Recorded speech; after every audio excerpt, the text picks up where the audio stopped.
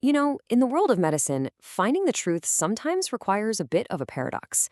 To find the truth, you actually have to hide it first. Today, we're going to pull back the curtain on one of the most crucial tools in all of scientific research, the science of intentional secrecy, or as it's known, blinding. Right? It sounds like a riddle, doesn't it? To prove a new treatment really works, you have to create this whole situation where some people don't even know if they're getting it. So why is this secrecy so important? Well, in this explainer, we're going to break down the different layers of this scientific secrecy, what happens when you just can't hide the truth, and most importantly, why getting this right is the difference between good medicine and really dangerous misinformation. And this idea, it's not new at all. It goes back centuries. In fact, one of the earliest examples involves none other than Benjamin Franklin. Back in the 1780s, he was investigating this popular healing trend called mesmerism. His method was actually pretty simple. He blindfolded the participants. He just wanted to see if the so-called healing energy still worked when people couldn't see the healer. And the result? Nope. It didn't. Franklin proved the effect was all psychological, a super powerful early lesson on just how much our beliefs can influence reality.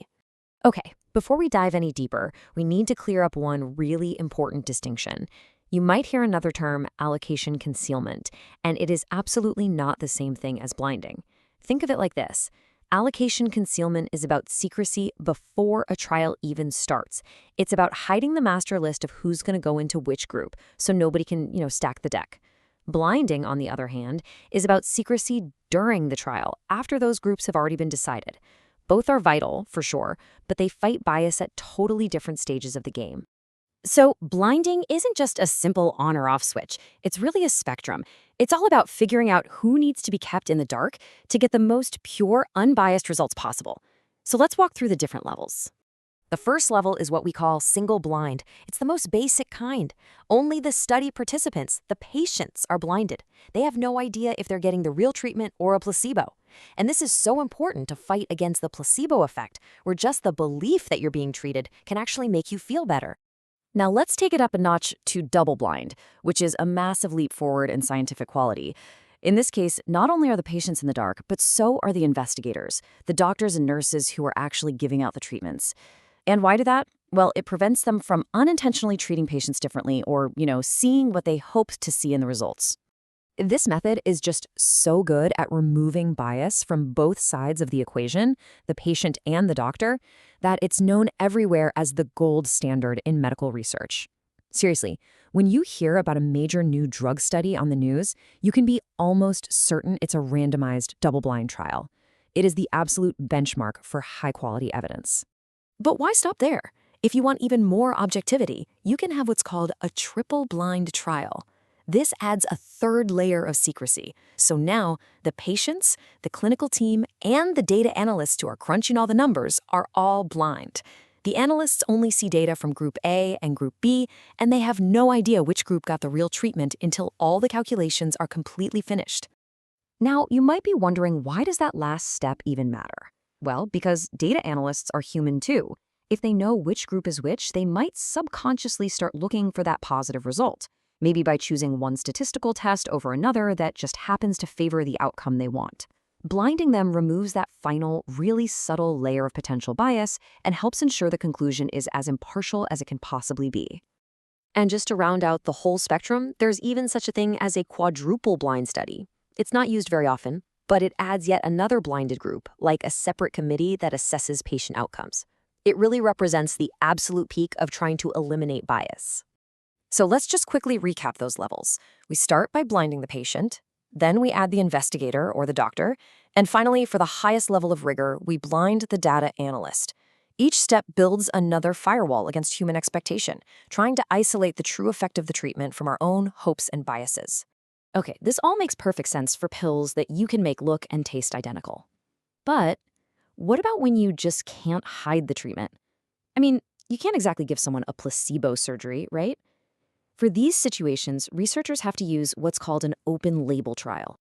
In an open-label trial, there's no secrecy. Everyone, the patient, the doctor, the whole team, knows exactly who is getting what treatment. This is just necessary sometimes, like when you're comparing a surgery to a medication. The big challenge then becomes, how on earth do you maintain objectivity when everyone knows what's going on? Well, researchers have some pretty clever workarounds. For instance, even if the surgeon and the patient both know about the surgery, you can still blind the radiologist who has to read the post-op x-ray. Or you can rely on purely objective outcomes, things that just aren't open to interpretation, like mortality rates. It's all about finding little pockets where you can build in objectivity even when the main treatment is right out in the open. And here's another incredibly smart technique called the double dummy method. Let's say you're comparing a pill to an injection. To keep everyone blind, Group A gets the real pill plus a fake placebo injection. And Group B gets a fake placebo pill plus the real injection. See what they did there? The end result is that every single person in the study gets both a pill and a shot, which makes it totally impossible for them to know which treatment they're actually on. It's a brilliant little bit of scientific design. So we've talked a lot about the how of blinding, but now let's get to the most important part, the why. What actually happens if we don't do all this? What is the real-world cost of bias? And let me tell you, the answer is pretty staggering. So get this. Studies have shown that in trials with weak blinding or poor concealment, the reported benefits of a treatment can be exaggerated by 30 to 40%. Just let that sink in for a second. That's enough to make a pretty mediocre drug look like a miracle cure, and it's all because of human bias creeping into the results. Blinding is specifically designed to stop two major types of bias. The first one is called performance bias. This is when just knowing what group you're in changes your behavior. A doctor might give a little extra encouragement to a patient on the new drug, or a patient who thinks they're on a placebo might feel discouraged and not report their symptoms accurately. Blinding just levels that playing field, making sure everyone gets the same experience. And the second one is ascertainment bias. This is all about how the outcomes get measured. So if a researcher knows a patient got the real drug, they might be more likely to see a little improvement when they're assessing something subjective, like pain or mood. By blinding the person who measures the outcome, you make sure their judgment isn't clouded by what they expect to see. So ultimately, it really just comes down to this. Our minds are incredibly powerful. Our hopes, our expectations, they can create real physical effects. Blinding is the essential scientific tool we use to separate the true biochemical effect of a treatment from the incredibly powerful psychological effects of our own beliefs. It's how we find the signal in all that noise. And that, right there, is why blinding is so critical. It's what allows us and our doctors to trust the evidence. It's the system that ensures the medicine you're prescribed is proven to work based on cold, hard, objective data, not just on hope or hype. It is the absolute foundation of trustworthy, evidence-based medicine. Which, of course, leaves us with one final question to think about. For over 200 years, scientists have been perfecting blinding to fight the biases that they can see. But what about the biases we don't even know exist yet? The search for pure objective truth, well, it never really ends, and that's what's going to keep pushing science forward.